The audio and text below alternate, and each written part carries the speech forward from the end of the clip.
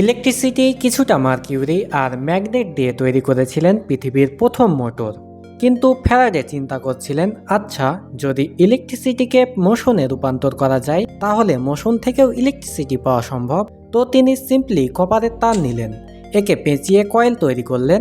এরপর permanent magnet এই কয়েলের কাছে নড়াচড়া করলে তিনি দেখলেন যে কয়েলের মধ্যে বিদ্যুৎ তৈরি হচ্ছে, এবং এটিই হলো পৃথিবীর প্রথম ইলেকট্রিক জেনারেটরের ধারণা। এরপর তিনি ফ্যারাডেস ডিস্ক নামে পৃথিবীর প্রথম জেনারেটর তৈরি করেন, আর তখন থেকেই ইলেকট্রিসিটিকে প্রয়োজন মতো তৈরি করা যেত।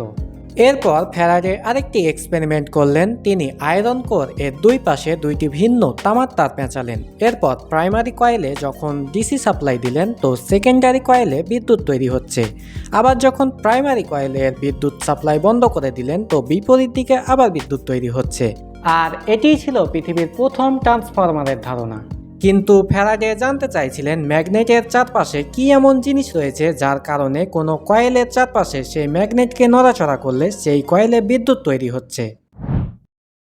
আমরা যদি কোনো ম্যাগনেটের ওপর আয়রন পাউডার ছিটিয়ে দেই তাহলে আমরা কিছু সুন্দর প্যাটার্ন দেখতে পাবো। কিন্তু অন্যের কাছে যে প্যাটার্ন দেখতে শুধু সুন্দর লাগছিল, ফ্যারাডের কাছে তো এই প্যাটার্নের অন্য কোনো মিনিং ছিল।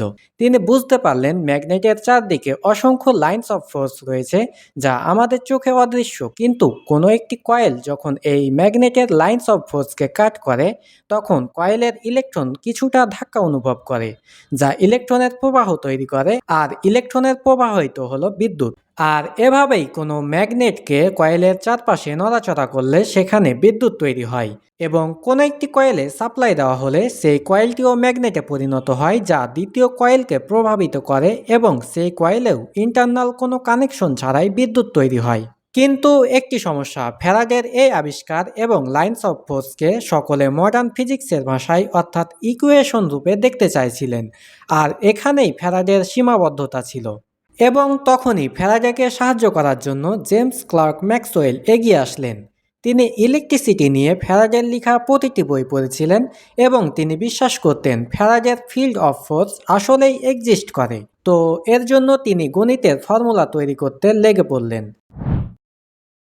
তিনি চারটি ইকুয়েশন দিলেন। এর প্রথম ইকুয়েশনটি হচ্ছে গাউসেস ল, যা বলতে চাইছে প্রতিটি চার্জ পার্টিকেলের একটি ইলেকট্রিক ফিল্ড রয়েছে, এবং electric field simply distribution of force or lines of force.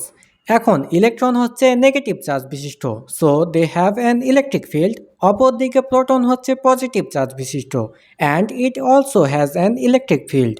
তো এই দুইটি চার্জের মধ্যে পার্থক্য কি? অ্যাকচুয়ালি পজিটিভ চার্জের ইলেকট্রিক ফিল্ড লাইন আউটওয়ার্ড এবং নেগেটিভ চার্জের ইলেকট্রিক ফিল্ড লাইন ইনওয়ার্ড। এখন দুইটি ভিন্ন চার্জ যদি কাছাকাছি আসে তাহলে positive electric field negative electric ফিল্ডের সাথে লিঙ্ক হয়ে যায়, যার ফলে এরা একে অপরকে আকর্ষণ করে। অপরদিকে যখন দুইটি একই চার্জ কাছাকাছি আসে তখন চার্জের ফিল্ড একে অপরকে ধাক্কা দেয়, যার কারণে এরা একে অপরের থেকে দূরে সরে যায় বা বিকর্ষণ করে। আর এই কারণেই আপনার দুইটি ম্যাগনেট একদিকে একে অপরকে আকর্ষণ করে এবং বিপরীত দিকে বিকর্ষণ করে।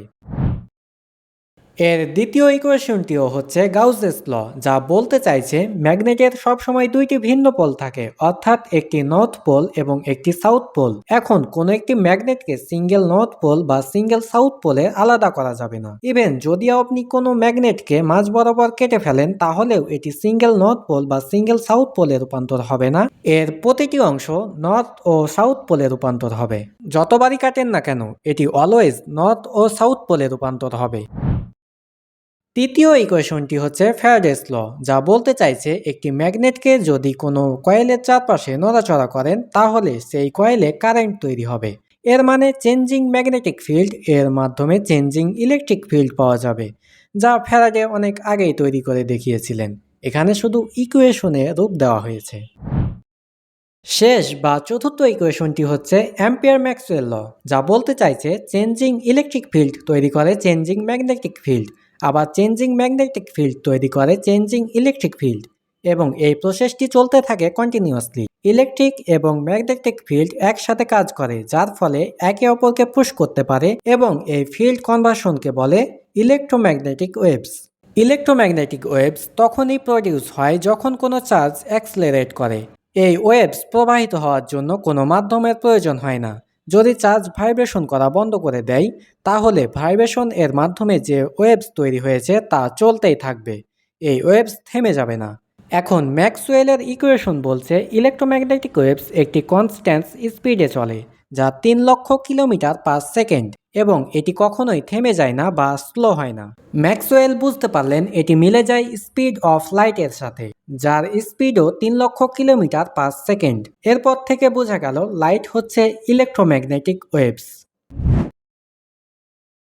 এবং এই ইলেকট্রোম্যাগনেটিক ওয়েভস এর মাধ্যমে আমরা আমাদের ভিডিও, অডিও, টেক্সট বা বিভিন্ন ডেটাকে সবথেকে দ্রুত গতিতে লাইটের স্পিডে পৌঁছানোর পদ্ধতিও খুঁজে বের করলাম।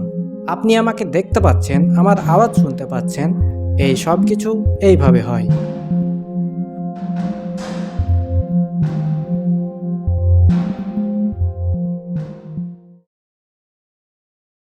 কিন্তু লাইট আসলে ওয়েভ নাকি পার্টিকেল?